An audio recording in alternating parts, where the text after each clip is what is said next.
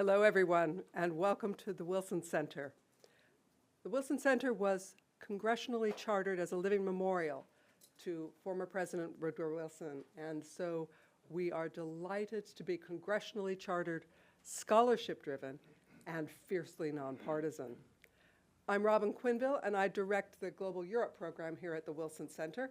We are focused on the global challenges that Europe is tackling and how we can work together as transatlantic partners to ensure that we are doing our work most effectively. Among our shared challenges is strengthening our defense in light of growing security challenges in the region. Today, European leaders are meeting on this very subject, and that's also why our discussion here today is so important. On January 1st, Poland took on the EU Council Presidency. It's a vital role within the EU structure. It gives the partner country who is taking that lead the opportunity to highlight issues of particular concern. It moves the EU needle and guides the EU discussion. And Poland brings its strong focus on European security and defense to its role. So today, we plan to dive deep into what we can expect from Poland's leadership of the EU Council. We are truly delighted as the Wilson Center to be partnering with the Polish Institute for International Affairs, PISM, for today's event. And so in just a minute, what I'm going to do is hand over the podium to the PISM director here in Washington, D.C., Paweł Markowicz. Following his remarks, we will hear from the Deputy Chief of Mission at Poland's embassy here in Washington, D.C. As a former Deputy Chief of Mission myself, I can tell you that those DCMs, they rule, okay? So we will look forward to hearing from him directly about Poland's priorities. And then we're going to dive deep into some of the issues that he outlines with an outstanding panel of Wilson experts and moderated by the Global Europe program's own Masha Otzwiak. So don't worry that now that you know the run of show, you know that at the end we're going to plan to leave questions so that you'll have the chance to participate too. This is going to be a vibrant discussion and we are really looking forward to it. So with that, let's get started. Paweł, over to you.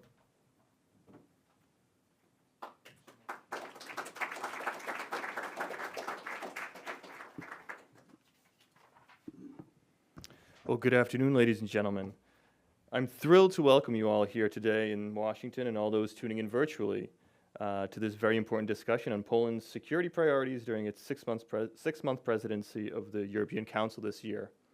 I'd like to take this opportunity to thank the Woodrow Wilson Center, especially the great team at the Global Europe program, and of course you, Robin, for teaming up with the Polish Institute of International Affairs and our office here in Washington, D.C. To bring this important and timely discussion to life. As head of the Institute's Washington, D.C. office, I look forward to continue expanding such relationships with our partners here in the U.S. And warm thanks also especially go out to the Embassy of the Republic of Poland in Washington, D.C. for supporting this public discussion. In light of Russia's ongoing war in Ukraine and attempts to destabilize Europe and transatlantic cooperation, it's no surprise that security and the need to strengthen European defense is front and center when it comes to Poland's EU Council presidency. It's crucial for Poland to lead in strengthening Europe by improving capabilities necessary to secure the continent's and NATO borders, strengthen the defense energy industries, and continue supporting Ukraine in defending the principles of international law.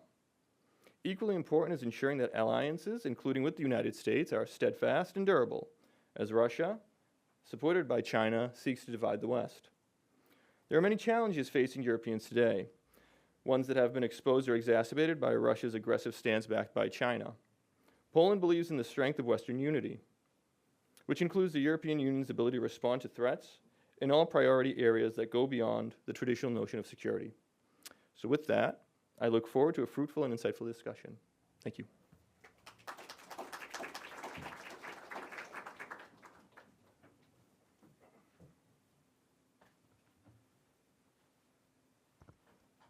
Thank you. Good afternoon. It is a real pleasure to be here and to talk about this key issue that impacts Poland, the European Union, the United States, and also the entire transatlantic community. I would like to start with congratulating the Wilson Center and the Polish Institute of International Affairs for organizing this event. As it was mentioned earlier, just over a month ago, Poland assumed the presidency of the Council of the European Union.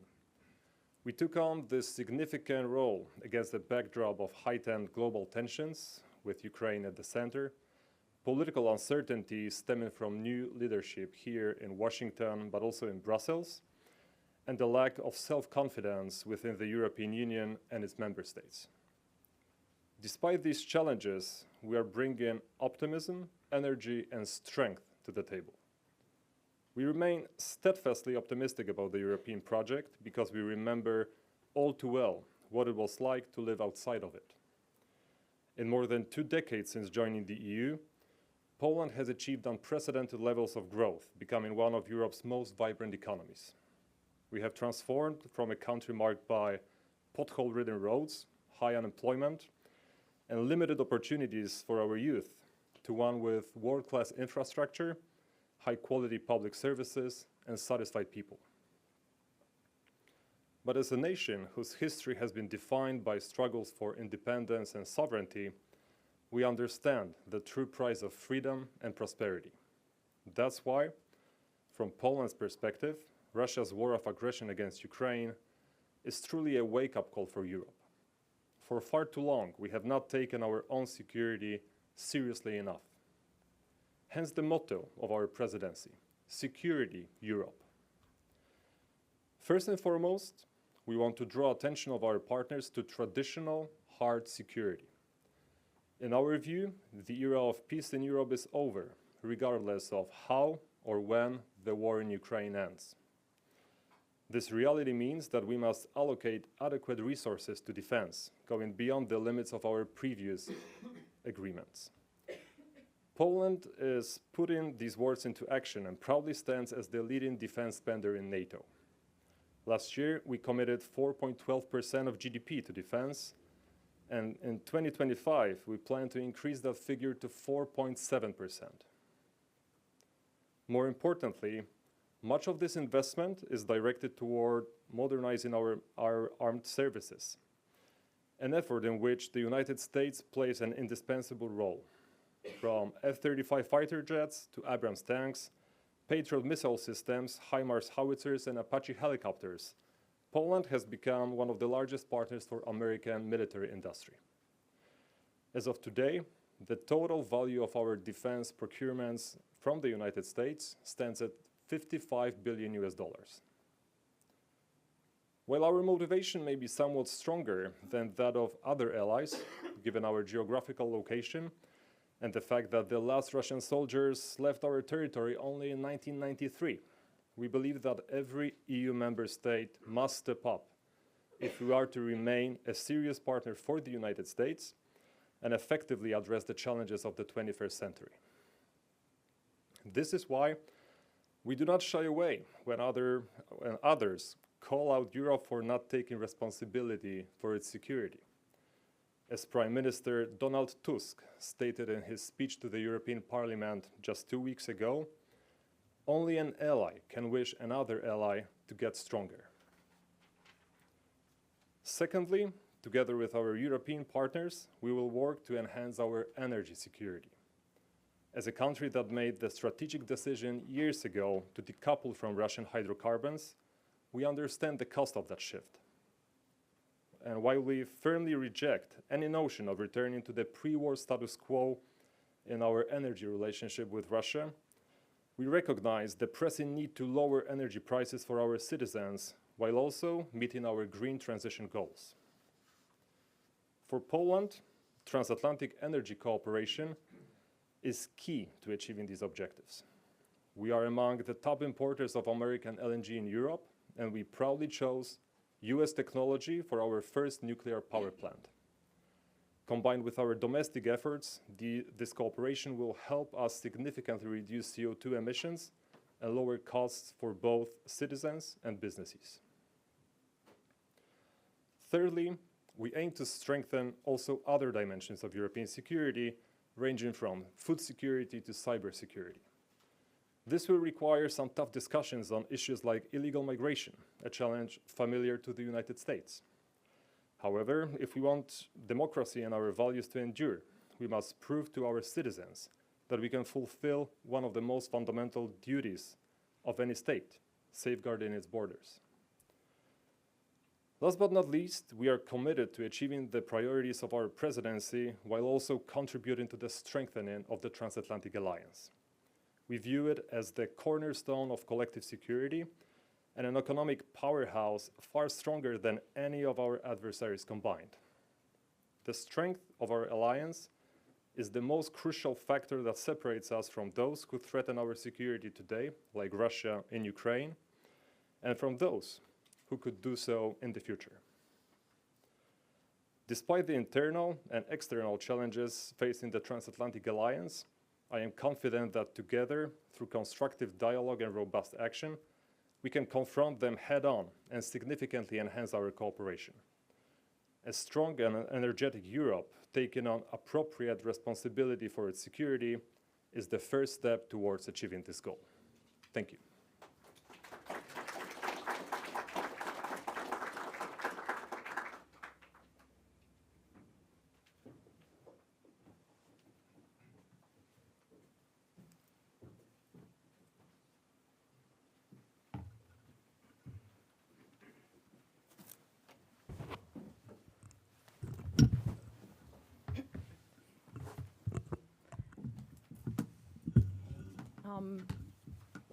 Thank you, Mr. Krzywosatsky. I hope I pronounced that fairly okay. Also, as a Slavic speaker, I do have to show some presence on that knowledge. Yes, thank you, everyone, for joining us today, and in such a large number. It really showcases the importance of this topic, and I think that the DCM's remarks provide us with an excellent segue to our discussion today, highlighting the multifaceted approach that the Polish presidency is taking to approach security, more specifically European security. As said, Poland's EU Council Presidency comes at a critical moment for Europe, for the United States, and consequently also for the Transatlantic Alliance. These days, we hear a lot about rebalancing and rethinking the transatlantic relationship. And we heard in a recent interview from the new Secretary of State, Marco Rubio, that the US wants a NATO, but a NATO in which we have strong and capable allies. While our focus today here is Poland's role at the helm of the European Union, the initiatives and efforts that the European Union is planning to undertake in the next couple of years and decades will play a crucial role in strengthening Europe's position as a more reliable security provider and an ally. So to discuss this and more, I'm delighted to be joined today by our wonderful group of speakers. First, Alexandra Koziol, I hope I also pronounced that correctly. You did a great job. Analyst in the International Security Program at the Polish Institute for International Affairs. Spencer Boyer, partner and practice lead for national security, defense, and aerospace at the DGA Group and a Wilson Center Global Fellow. Irene Marinova, postdoctoral fellow at the Henry Kissinger Center for Global Affairs here at Johns Hopkins University, and then also a fellow here at the Wilson Center. And last but not least, Marcin Terlikowski, head of research office at the Polish Institute for International Affairs. Welcome, everyone. Thank you for joining. I'm going to dive straight into questions. I think there's a lot that we want to discuss here, and then, of course, I want to leave some room for questions, as I'm pretty sure there will be many of them coming from the audience. So our event today is actually happening at the exact same time as the EU leaders are wrapping up an informal meeting in Brussels to discuss European defense and how to strengthen its defense capabilities. Alexandra, I'm going to start with you. What are your expectations on the outcomes of this meeting today? There's been a lot of discussion in the media about who wants what from this, and how will they more specifically affect the work of the Polish presidency coming up in the next few months, which is, of course, as we heard, heavily focused on security and defense? Yeah, thank you, Masha. That's a very good question to begin with. I mean, a lot needs to be discussed, defense spending, industrial production, and all of that in order to secure peace in Europe. We're now in a very special moment because we're at the beginning of the institutional cycle in the European Union. So after the elections, we have a new commission that has just formed. And then beginning in January, Poland just took the presidency. So a very difficult task ahead of us, I would say, to reach consensus on those most pressing issues. But I think the question of the meeting, I checked an hour ago and I still haven't seen the outcomes of the meeting, so I cannot discuss them in detail. But I think the discussion is rather how do we do certain things rather than what we need to do. Because I think that we are in the moment when we have a broad consensus in Europe that our common goal is peace and security, and this is something that we definitely need to hard to work on. So I'm also, as such as you, very much looking forward to see what will today's discussion bring to us. But I think this is only the beginning of a longer discussion on how do we secure Europe. So we've heard as well that Poland has, especially after the start of the war in Ukraine, emerged as a leading defense power in Europe.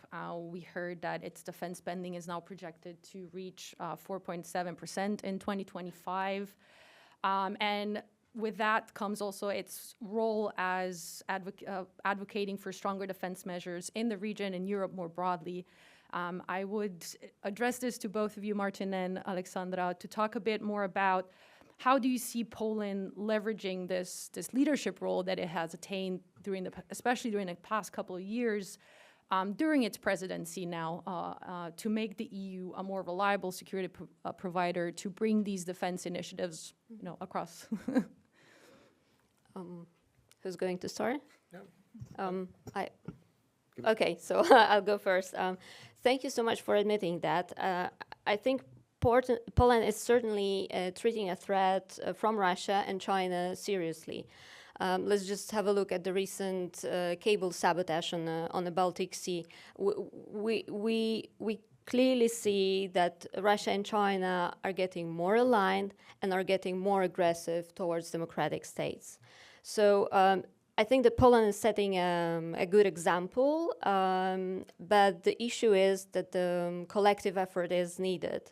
And if we look at what happened after 2022 when the war in Ukraine broke out, the EU has played an unprecedented role. We sent offensive weapons to Ukraine that haven't been the case never before. The amount of support is almost 50 billion euros so far from Europe. Then we trained Ukrainian soldiers. Around 70,000 soldiers have already been trained, of which almost 1/3 in Poland. And then this is on top of economic and humanitarian support that amounts almost 70 billion euros. So definitely EU, I think surprisingly to us all, became already a security provider in Europe. And now the question is, how do we move from here, as a lot definitely still needs to be done. And this includes financing and rebuilding defense industry in Europe and building resilience against Russian and Chinese hybrid warfare because of spillover effects. We can be affected, but also our other partners in Europe and across the Atlantic can be affected by this hybrid warfare as well. And this is a long-term process, and we'll see how European partners are are determined to push things forward. But I think Poland is certainly determined, and we see that the benefiting role of the EU in this respect, and definitely we will work on that in upcoming 6 months, to say the least. Martin, would you like to add? Well, if I may, Masha, thanks for the question. And yes, thanks for putting up the issue of Poland's defense spending, because the figure itself is a testimony to what has always been informing Polish approach to security in Europe, is that basically you can't get security for free. You have to pay for that. You have to pay, and it's better to pay with money and provide a robust capacity, military potential, which will complicate the calculations of the adversary, than to pay later in blood of your people. So unlike a number of voices which were, I think, already still a few years back, not seeing any direct threat to security of Europe, Poland has been always pointing to the fact that Russia has never abandoned its neo-imperial ambitions, and that Russia was actually preparing for a military confrontation in Europe, which then the concerns and options which was then validated by the Russian full-scale invasion of Ukraine. So Poland is investing into its military, developing its armed forces, transforming its armed forces, buying state-of-the-art equipment, which has been mentioned in the keynote by Ambassador Krzywosącki here. And we actually are now using the opportunity of being, as you mentioned, at the helm of the Council of the EU for the presidency period. We are now calling for Europe to take security seriously, to put money behind words and declarations. And we have seen so many declarations of the European leaders and the leaders of European institutions, and we are calling for making a serious effort, both in terms of financing and the programs which would benefit from this financing, which would be possible because of the financing. And by programs, I mean the acquisition of capabilities and the investment into infrastructure, which will make Europe safer, more secure, which would calculate, speaking openly, which would complicate Russian calculations as regards any future escalation against NATO, against the European Union. And which would also mean, and perhaps this is the most important thing to underline here today, these investments would also mean that the US would have a much stronger, much more reliable, and much more credible partner in Europe, within NATO, and within bilateral relations with mostly, in case of Poland, flank or frontline nations. So this money is needed, and this is what Polish presidency is calling for. And of course, this is a process. We'll not see immediate results in terms of new thousands of soldiers, thousands of vehicles being produced or ammo being produced overnight.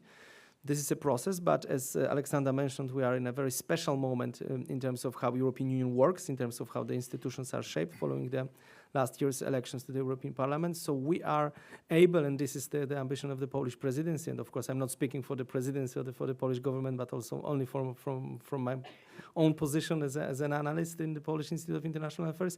The ambition of Polish presidency is to set the strategic direction for the European Union right, so that there is a political consensus that a serious amount of money has to be put to fund defense and to make and increase the European share of the burden of common defenses, of defense and deterrence against Russia. So you both talked a bit about already Poland's ambitions when it comes to defense capabilities, defense initiatives in Europe. And I would be curious, Martin, maybe if you can expand a bit more also, how will Poland leverage its role as the EU presidency right now, but also as a leading defense power to strengthen the transatlantic relationship, which is also one of its big priorities? Well, that's another, I would say, established strategic assumption or part of Poland's approach to security and defense in Europe, that there could never be peace in Europe if the transatlantic relation is broken. So Europe needs the US, Europe needs political interest and engagement of the US in European matters in upholding peace in Europe, and Europe needs military engagement, military presence of the US, and the full commitment of the US to NATO to guarantee peace in Europe, and at the same time to guarantee and to make it more difficult for the adversaries of the US who want to undermine the rule-based international order and the American position in the world by developing this option of double escalation in Europe and in the other theaters in the Pacific, because it is seen as a way of challenging American position. So, when the leveraging Polish position, because of its defense spending, because of our strategic reading of Russian interests and strategic goals, which unfortunately proved to be right. Unfortunately, because of course it costs lives of Ukrainians, and it costs tremendous suffering of the Ukrainian nation. That's why I say that's why I'm saying we are unfortunately right. This leveraging of the fact that Poland can leverage its position is for purpose, and the purpose is to precisely make a point that in developing the ambitions of Europeans to be more, to have more agency as regards defense and security, to take this bigger burden, you must always do it within the framework of the transatlantic relationship and with the NATO in the back of your mind. So basically, the EU is absolutely needed. The EU has absolute value added as regards regulation of the defense industry, as regards financing of the defense industry, as regards enabling and incentivizing cooperation between member states in developing military capabilities. But the ultimate goal of these activities, the tasks of the forces, the ultimate task of European forces is to provide defense and deterrence against Russia, because this is the biggest, vital, direct, long-term threat to security and to peace in Europe. So the imperial policy of the Russian Federation. So this kind of leads me greatly to you, Spencer, in terms of the transatlantic context. In the past, especially in the past couple of weeks, we've seen various reaffirming statements coming from Europe that Europe is, of course, committed to bolster its defense and share the security burden fairly, with some, including Polish Prime Minister Tusk, acknowledging the 5% GDP as a potential new goal that the allies could work towards. How do you see these messages being received in Washington? Well, thanks for the question, and it's terrific to be here. And let me first say, in my previous role in the Biden administration as the Deputy Assistant Secretary of Defense for European and NATO policy, there really was no better ally than Poland, and the way that we work together on a whole host of security issues, obviously, first and foremost, supporting Ukraine in its defense against Russian aggression was really tremendous, and I can't say enough about the work that we did together and the leadership of Poland in European security. So in terms of 5%, I think it is terrific that Poland and other countries are really pushing the envelope on that, are being incredibly ambitious. I think that is terrific. But of course, it's not a one-size-fits-all, and I do worry a little bit that pushing for 5% for everyone, as some are pushing for, might be counterproductive and set us up for failure there. I think it is important to take a step back and think about where we've come from in order to really look at where we should be going. As folks probably all know in this audience, when you look at 2014, when we had the Wales Pledge to go to 2% of GDP on defense spending, you only had 3 countries that were meeting that mark. And collective defense spending among European countries was about 1.43%. Today, you have over 23 countries that are hitting that mark. We're over 2% for European countries collectively spent on GDP. Defense spending has increased every year in Republican and Democratic administrations, as sometimes there's a debate about which party is tougher and more effective in pushing European allies to move forward on defense. But I think that this is a nonpartisan issue, and administrations on both sides of the aisle have really worked with our European allies and figured out ways to be helpful in moving that ball forward.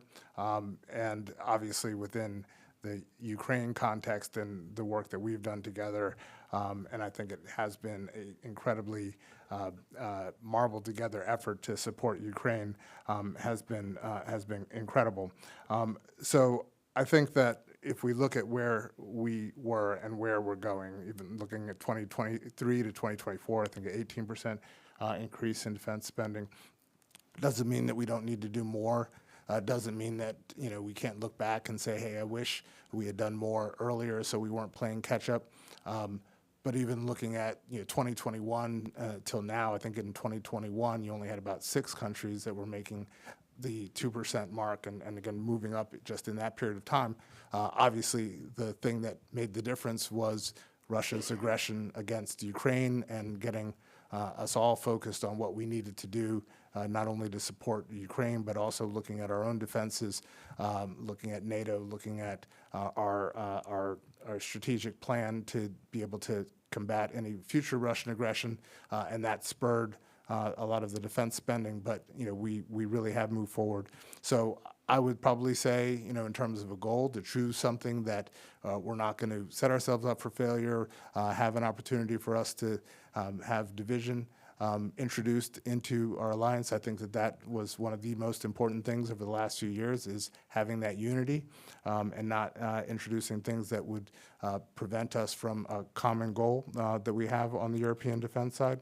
But in terms of having leaders in that space, like Poland, who are leaning forward on defense spending and also talking about ways that we can do that effectively. And, in terms of some of the things that obviously can impact a country's ability to get to 2%, I mean, we're all still dealing with a whole host of issues, from, inflationary pressures, some sluggish growth.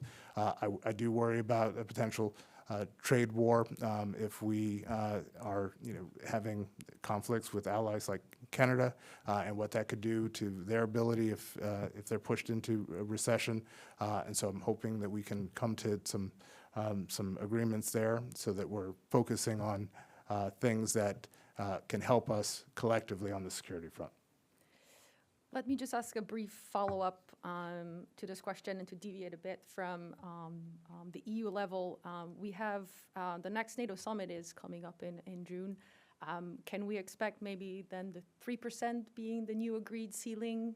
Do you have any? I wish I had insights. Obviously, that's for this current administration to decide. And while we have a Secretary of State in place, we obviously have our President in place. A number of the key players in the European security realm and the transatlantic space are yet to be chosen, from Assistant Secretary of State for European and Eurasian Affairs, and I used to be at State and as a Deputy Assistant Secretary there. Obviously, top Europe folks over at the Pentagon and the White House. So I think that we'll see when folks are in, and the direction that they take the relationship, and what their goals might be in terms of what they think is realistic. We'll see how that plays out.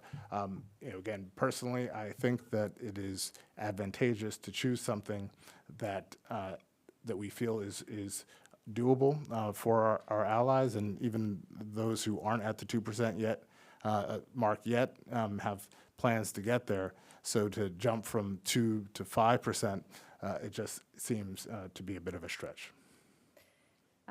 Yes. Speaking of where we're going in the future, we are now at the start of the new European Commission that has promised to deliver for Europe, to invest more in defense. And I think one of the most highly awaited documents coming up in the next couple of weeks is, of course, the Commission's white paper on defense. And I will turn to you, Irene. You wrote an excellent analysis for the Wilson Center on the role of the new defense commissioner, as well as his priorities when it comes to EU's role in defense.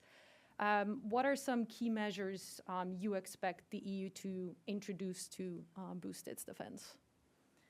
Thank you, Masha. And I certainly want to give credit also to my co-author, Jason Moyer from the Wilson Center. We wrote it together, but one of the biggest tasks entrusted to this new role of Commissioner of Defense and Space is to draft the path towards the creation of a true European Defense Union and a single market for defense goods and services. So I certainly expect that the white paper will be used to identify what steps need to be taken to start building towards these goals. So what the white paper will have to identify are strategic objectives of how defense spending should be used and how to address the severe fragmentation of the European defense industry.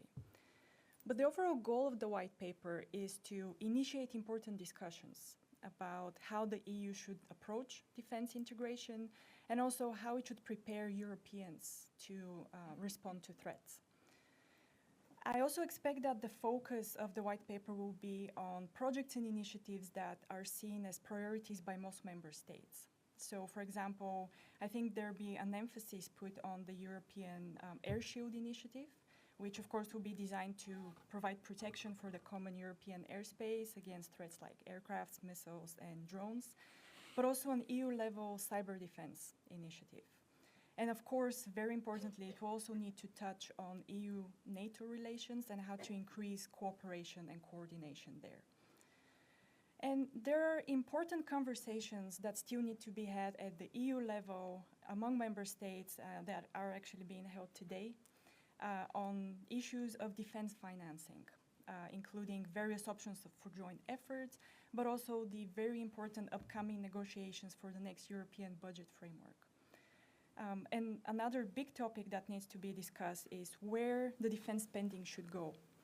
Should we focus more and exclusively on buy European, basically focus on investing in Europe's own defense industry and maybe shutting out some of the outside defense providers and contractors, particularly the US? Should the focus be on buy from anywhere, basically anywhere where defense products are readily available for European countries to access, but also risk hurting the long-term competitiveness of the EU? Or perhaps finding some kind of a balanced middle hybrid approach of combining both without hurting existing partnerships, but by also thinking about the long-term industrial competitiveness of the EU. These are certainly very important elements for the strategic reorientation of the EU, and I certainly expect them to see them discussed in the white paper. But overall, the goal of the white paper is, once again, to initiate dialogue on the new defense integration, to assure preparedness of the member states, and to discuss issues of reduction of external defense procurement dependencies and overall increased collaboration among member states when it comes to defense. Yes, you've mentioned quite a few relevant points that I would like to further discuss. And one of these is, of course, the EU-NATO cooperation. I think all of these measures that you pointed out, of course, are being introduced at the EU level. And in the past, this has kind of raised also some concerns about duplication when it comes with the rest of the work of NATO.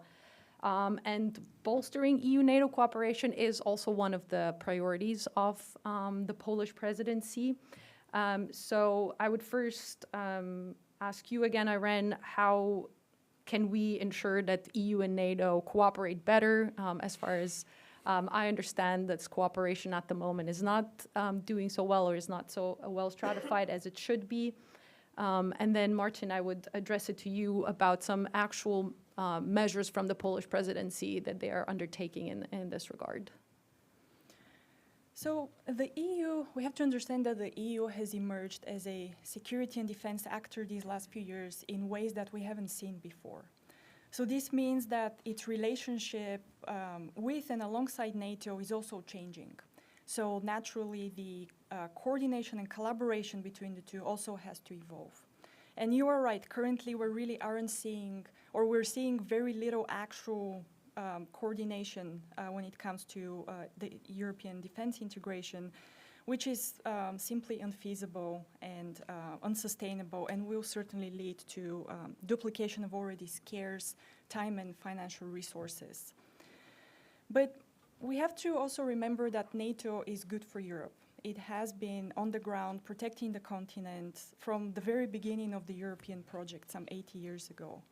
So all efforts of the EU when it comes to increasing defense integration and building something in that direction have to be developed inside, within NATO, not outside or apart from it. It simply just won't work.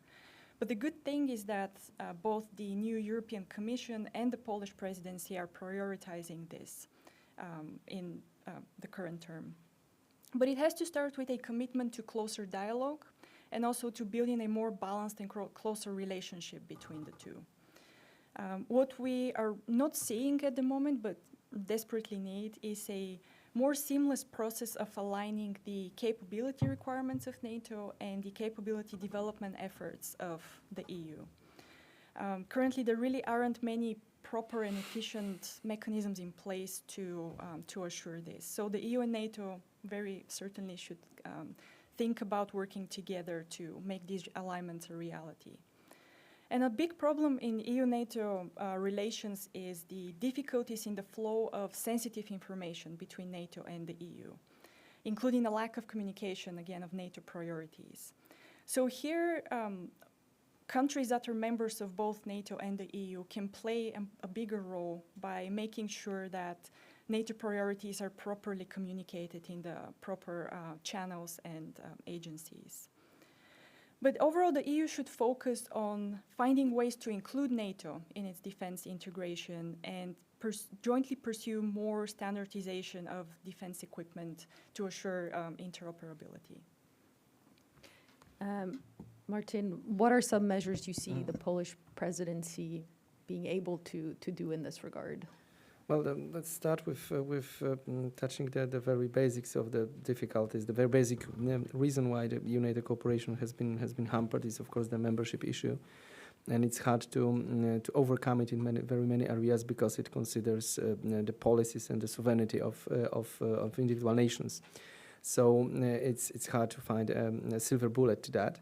However, the thing is that we have seen since 2016 a rapid development and quite successful development of staff-to-staff contacts and the technical cooperation following the two joint declarations, two subsequent joint declarations of EU-NATO. And we have seen a lot of actions being taken together, which allowed to streamline activities of both organizations, to exchange some, at least, information, coordinate better. This is done not at the political level.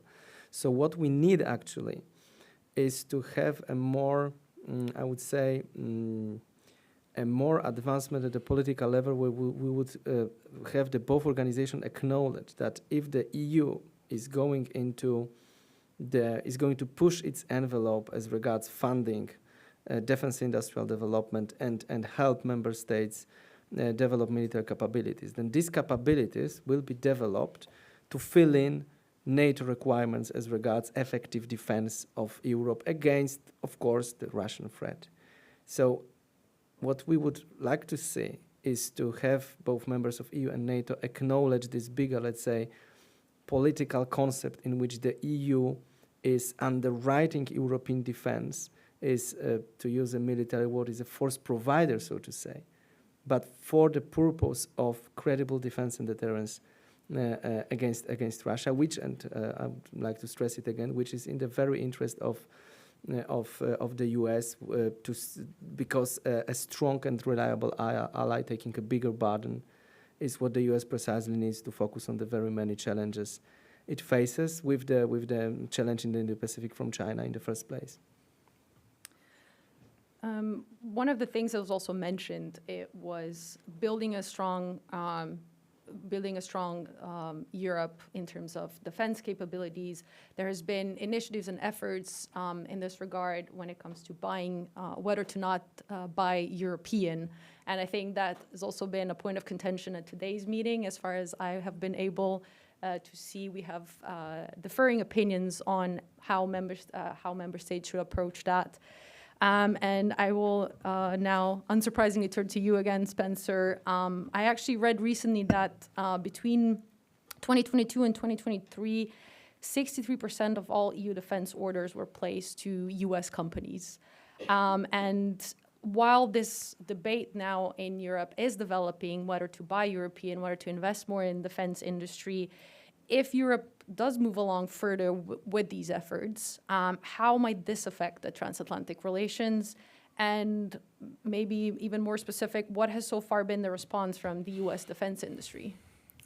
Oh, great questions. I mean, first of all, I certainly understand the desire for Europe to want to be more autonomous. I've never liked the term strategic autonomy, as it, I think, implies a certain amount of separation that I don't think is really possible for the United States and Europe, given how intertwined we are in every aspect of our security and defense, from personnel to infrastructure to nuclear deterrence, et cetera. But I certainly understand, given some big differences that we seem to have right now in terms of our philosophies on both sides of the Atlantic regarding European security and defense, and a potentially different approach from the current administration, that makes sense.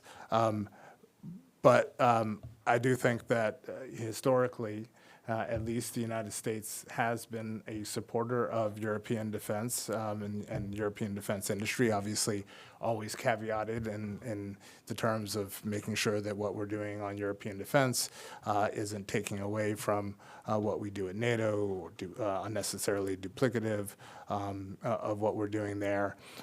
But I think that we're all on the same page with that, and just in terms of some of the efforts over the last few years to really acknowledge the importance of European defense. You know, we certainly did a number of things. I was on the working group that negotiated the administrative arrangement with the European Defense Agency that the U.S. had wanted for a while, to give us a broader range of opportunities in European defense. I was one of the co-chairs of the Security and Defense Dialogue with the EU to bring a different set of issues that we could talk about sort of longer term. We facilitated high-level engagements between top EU officials, namely High Representative Borrell, with high-level Defense Department officials that we'd never done before. So sat in on one between Borrell and our Deputy Secretary of Defense, Kath Hicks.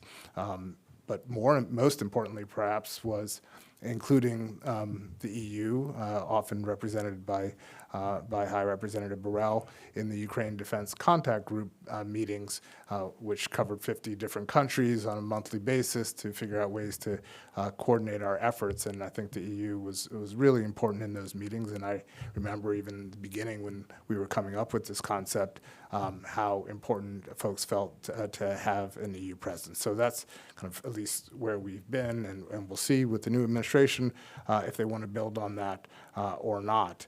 But I do think in terms of U.S. industry, global industry as well, I think they're eager to understand what the new dynamics might be in terms of a new defense ecosystem in the United States under the new administration, and how that might affect European defense decisions, and you know, whether the push to buy European, and as you said, there's not a one-size-fits-all there, a lot of disagreement there, but you know, how that might impact our effort to work together. I think we have made some great progress over the last couple of years, and obviously a big theme of the NATO summit here in Washington just this summer was a transatlantic defense industrial base and defense industrial cooperation to do a lot of work that needs to be done on everything from interoperability to co-production to co-development, ways that we can partner together on some really important things.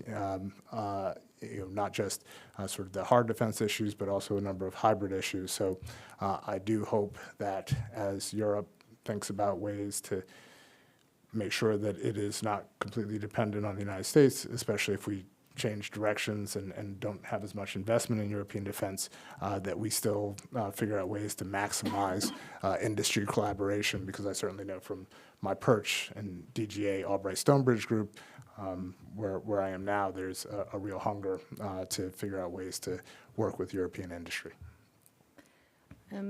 So you mentioned the work on, in the scope of the Ukraine Defense Contact Group, and that kind of leads me to another, of course, key priority that has been mentioned, which is continued support for Ukraine as the Russian invasion continues to be a vital security threat, not only to Ukraine, but to the whole of Europe.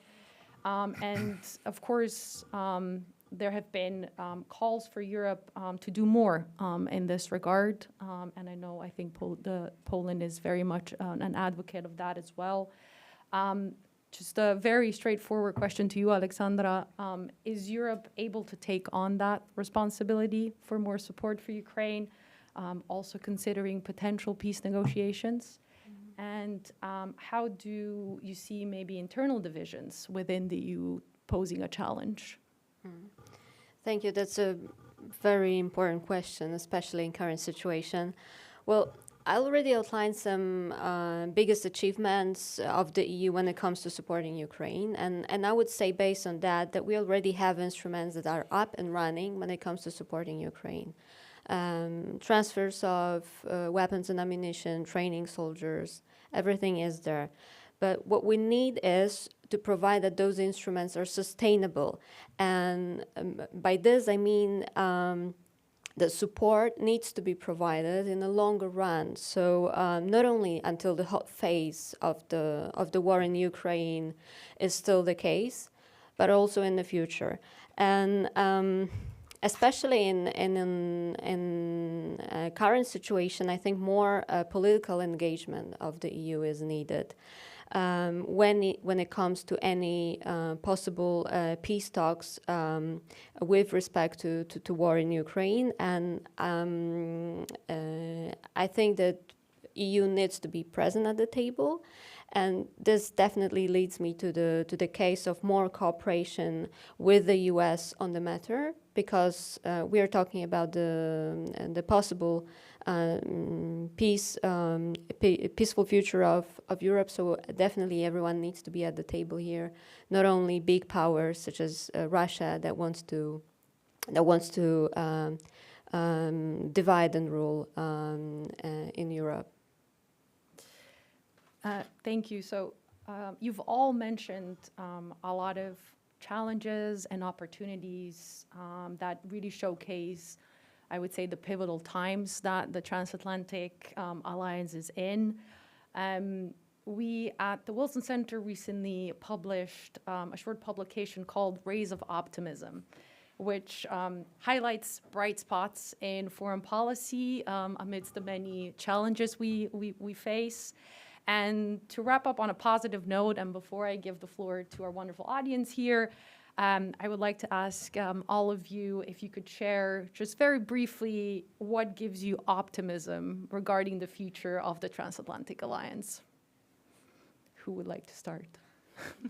Well, I can start. I think it's easy to criticize as an analyst. It's very safe to do that. So thank you for forcing us to be a bit more positive. I think that in this difficult situation that we are currently, when we look at the international arena, I think this is visible more than ever, that the transatlantic community shares the perception of threats, with Russian and Chinese hybrid warfare targeted against all of us, and their attempt to change international order. And this is, in this difficult situation, I think something that can make us stronger and more united than ever. So if I may say something positive, I think strength and unity is the case. So I do think we are in for, I think, a perhaps challenging few years for a number of reasons, challenges we have around the globe. Obviously, some different philosophies about how to deal with those challenges and how to deal with each other. And so we'll see how those things play out. But what gives me optimism are two different things. The first is that we've had major challenges before, from Vietnam to the second Iraq War to disclosures by Snowden and what that said about our surveillance techniques, some of our techniques during the global war on terror, renditions that really cut against, I think, our values. So, I think that we have dealt with those issues before, and even when I came into the Biden administration in February of 2021, while we were trying to rebuild some of the trust that had been lost over various issues, and there were still bumps in the road as we were leading up to, I think, extraordinary cooperation on Ukraine from the Afghanistan withdrawal, and there was not a unified vision for how to do that, and even the AUKUS announcement that angered our French friends in terms of timing and so forth. But we have come together, and I think a large part of that is what we have shared over the years. I used to be overseeing the public diplomacy portfolio at the State Department between the United States and Europe, and certainly believe in sometimes having those people-to-people ties that have lasted a long time can get you past the policy challenges that inevitably arise. And then the second thing quickly is just, again, how we came together on Ukraine in a way that I don't think anybody envisioned being as strong and as sustained as it has been. What I'm staying optimistic about is the ability and commitment of European countries to increase their defense spending since 2022 and really meet the challenges of the time. What Poland has done is commendable, and I think it's really serving as leadership by example to other member states, to other European NATO allies as well. And even though there's a lot more work that needs to be done on defense integration and many more difficult conversations and debates that need to be held, what this is showing us is the European commitment to protecting the continent, to keeping NATO alive, and overall being more of a security producer rather than just a security consumer. And at the end of the day, the European Union, or the European project in general, and the United States have had their long-term and long-standing relationship for a very specific reason. It has been mutually beneficial. So the rules-based international order that they built together and the unshakable security guarantee of NATO has allowed both the EU and the US to thrive for many years. And now, once again, they're facing common and familiar enemies, as well as new threats, new emerging threats as well, and challengers. So what history has taught us is that working together rather than against each other has proven to be the better path to follow. Okay, likewise, I would like to touch upon the European Union here, because this is for me very much the source of optimism. Back in 2018, I was invited to have a public lecture at the Paris University Sorbonne 1 on the European strategic autonomy, the term which Spencer said he doesn't like, and I don't like it either. I never liked it, like probably most of Poles. And I made an argument, and that was a public lecture in Paris, right? That the only way for the European strategic autonomy, or whatever you use the word, to go forward would be to acknowledge that the main threat, or the threat for peace in Europe is Russia, and that without it there wouldn't be a kind of a breakthrough, which happened after the Russian full-scale invasion of Ukraine after February 24th, 2022, because the notion that the European Union's goal is to resist and contain Russian imperial ambitions is now there in the European Union documents, in the works of the institutions. And once it's there, it will be very difficult, even for some capitals which would be determined to do it. Unfortunately, there are some capitals who come to kind of think this way, or start thinking this way, to throw it away. So the European Union finally understood the strategic realities it finds itself in. And this is for me the source of optimism, because I'm sure that Russia will not give us any reason for believing that it may liberalize and go towards some kind of a peace resolution either in Ukraine or in Europe. Thank you. And on all these positive notes, I will now turn to you all for any questions. Please raise your hand, shortly introduce yourself, and then end your sentence in a question mark, preferably. Here, first row, and then.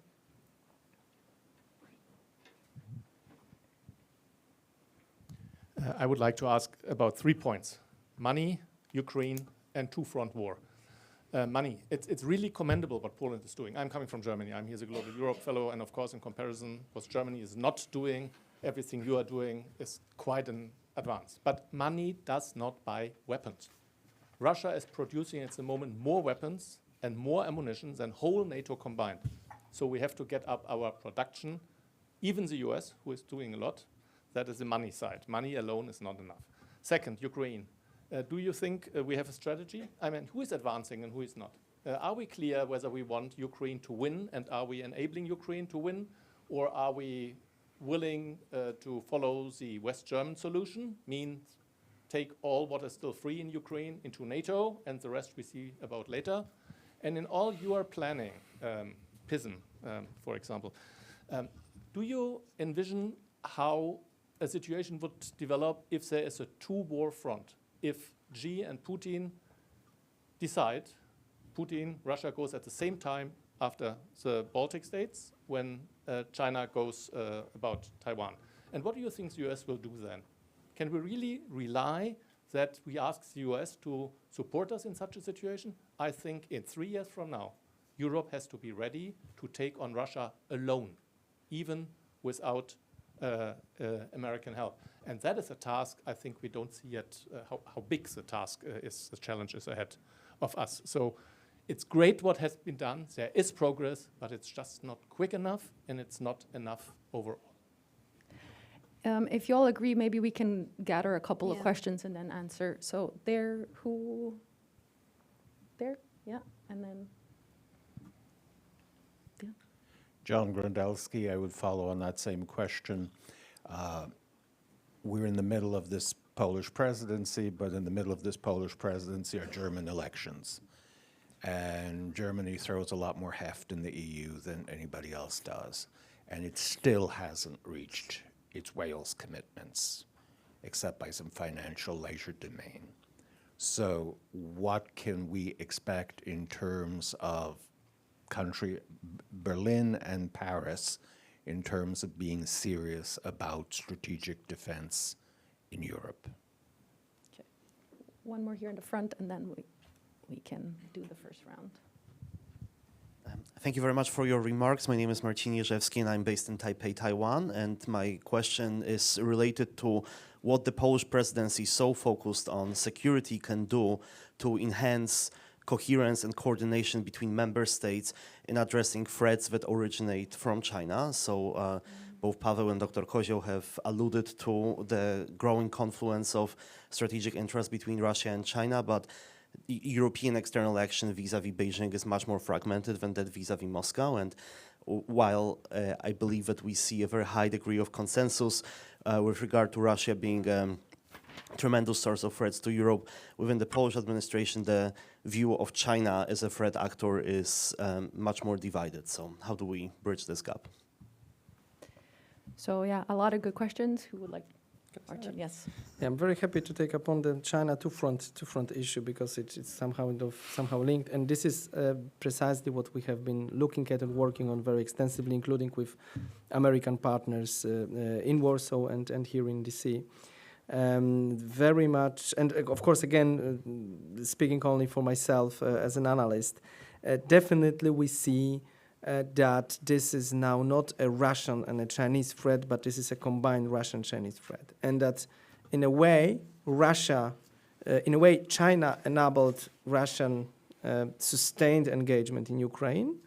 And of course, we can discuss political, economic, and dual use, kind of almost military support, almost, of course, because we haven't seen that, at least not in the open source.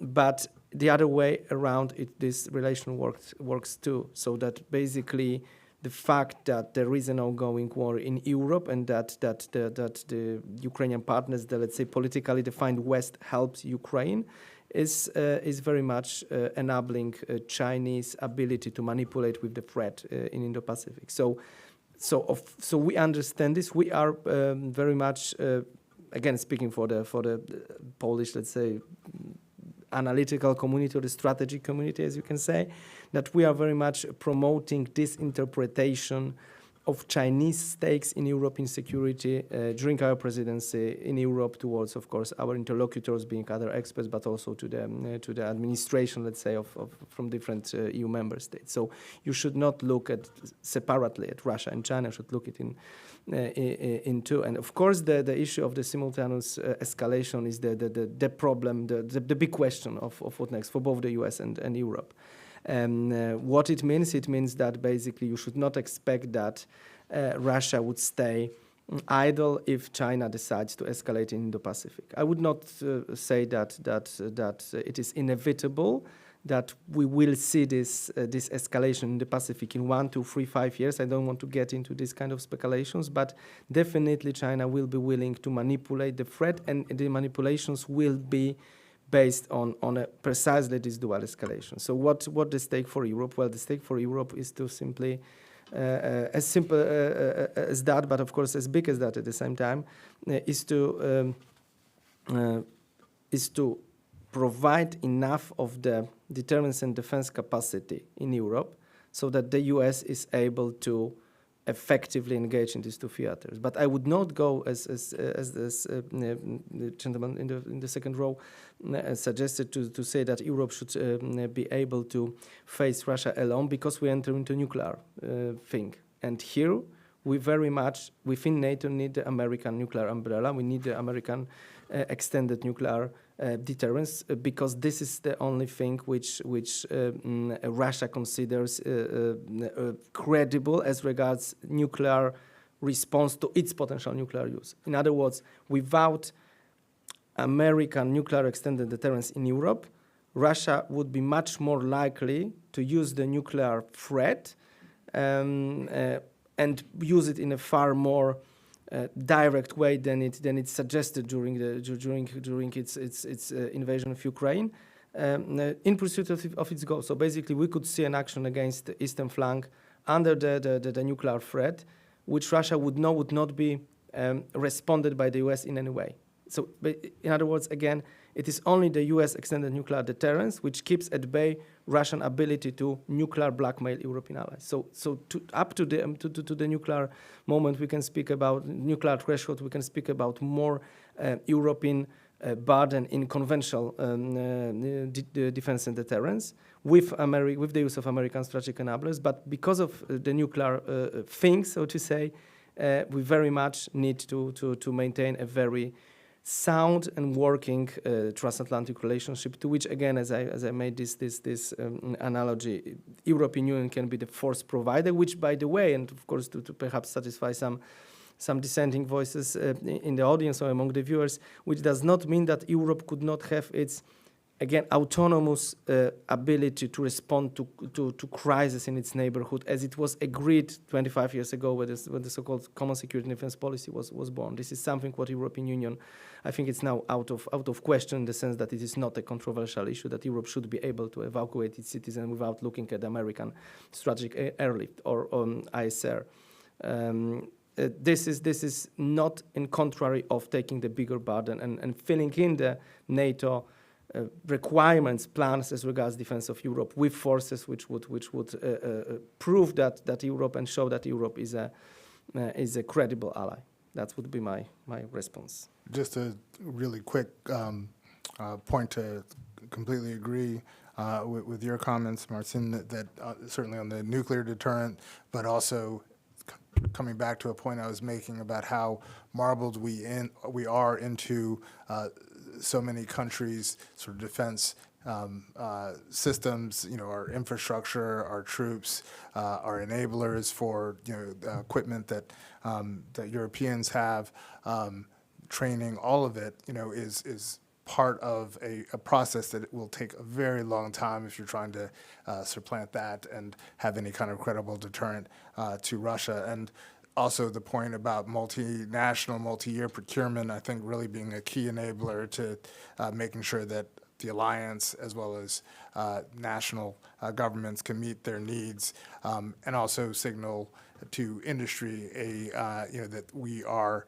going to fulfill the increased demand signal, or that we're going to follow through with it. One of the things that industry needs is certainty, right, and have some stability. And so certainly if we aren't agreeing, and if we have squabbles on a transatlantic level or intra-European level about what our posture will be, what our demand signal is, it's hard to get them to produce enough so that we can actually supply ourselves as well as Ukraine. So I think getting us all on the same page, sending a signal, having deals that they feel like, okay, we're not going to be stuck producing X amount of some particular system and then have the plug pulled because we go a different direction. So having some type of stability for industry would be really helpful.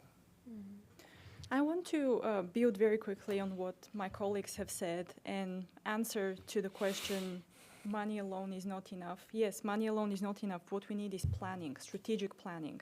We need a common strategic planning. The problem right now is that we have all these conversations about we need to increase defense spending, and many countries are doing a decent job at that. But what we don't have is commonly agreed discussions and targets of how this should be spent. What should we be focusing on in terms of spending? Should we focus on more defense production, more research and development? Should we focus on streamlining the defense production process? Should we as Europeans prioritize the needs of Ukraine, what Ukraine needs in terms of military aid? Should they focus more on what the European-owned deterrence and defense needs? So these are very important conversations that need to be held right now at the EU, among member states, both informally and formally. But another very big problem here is convincing every single member state to agree, right? This is just the European experience, but something that is still missing today, even though we have a real threat to the East, is common threat perceptions and priorities. And we can see that in how some European member states are not spending enough on defense. I don't want to call anybody out, but I think we know geographical distance does play a role here. So these are important conversations that need to be had, and we need a leader to do that, right? The Commission is trying to do its best, but you have other concerns about Commission power overreach, which doesn't go well with all member states.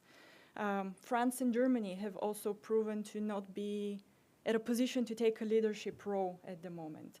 So I think this leaves us with Poland, which I'm optimistic about, because Poland has really managed to do incredible things over the last few years.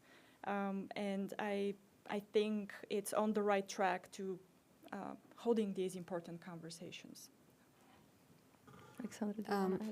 Martin already said a lot, and Spencer as well, about deterring Russia and China, so I don't want to repeat on that, because I strongly agree with what already has been said. But the new challenge that we are facing is this sort of alignment between Russia and China, and especially their hybrid actions that are targeted against us. So this is something that has only been discussed recently. This is a new thing that we need to think of, how wrap our heads around and think of how do we approach that, because for years we've been talking about disinformation, but in recent years we add to that irregular migration orchestrated by Belarus and Russia. Then we have those sabotage actions that are targeted against us all. So a lot is going on currently, and definitely a new toolkit is needed. Because Russian and Chinese actions are more and more aligned, I think the one toolkit would be enough for approaching both of them. And this sort of discussion has already been started in the EU. We have Salini's report recently published about EU resilience. This is just a starter for the EU to have a proper discussion first at the political level, and then bring it down to the institutions and to the administration on how do we approach the issue in real life. And then this brings me also to the issue that has already been discussed during the panel, which is EU-NATO cooperation. Definitely this sort of hybrid approach needs to be addressed not only at the European level, but also in NATO. And this brings us to transatlantic cooperation that is, I hope, is crucial and will be crucial to prevent the sort of to worse scenario that has been asked us about. So as it's usually the case with such great discussions as the one we had today, we ran out of time. I would like to thank everyone, though, for joining us here today. I think to sum up really quick, these will be definitely a busy couple of months for the Polish presidency. But as we've heard, despite all of these challenges, the Transatlantic Alliance has proven throughout history to be resilient to meet these challenges. So I will also end on a positive note. Thank you, everyone. Thank you.